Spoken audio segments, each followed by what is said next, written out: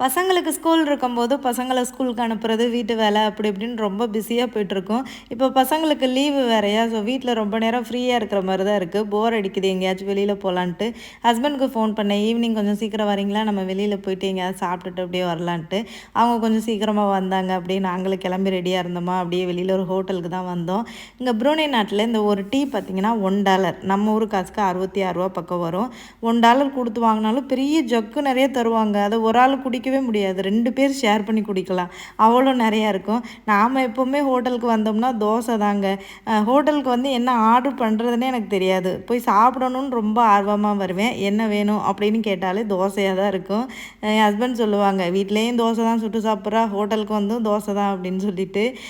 சில நேரங்கள்ல வந்து அடுத்தவங்க நமக்கு செஞ்சு குடுத்தா சாப்பிட்றதுக்கு நல்லாயிருக்கும் பார்த்தீங்களா? அது மாரி தான் இந்த தோசையுமே.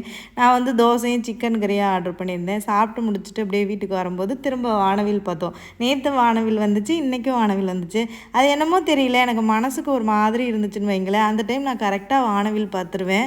எனக்கு என்னதான் மனசு ஒரு மாதிரியா இருந்தாலும், இந்த வானவில்ல பார்த்தோன்னா எல்லாமே மறந்த மாரி ஆயிடும். அப்படிதான் நான் ஈவினிங் எல்லாத்தையும் மறந்து ரொம்ப சந்தோஷமாயிட்டேன்.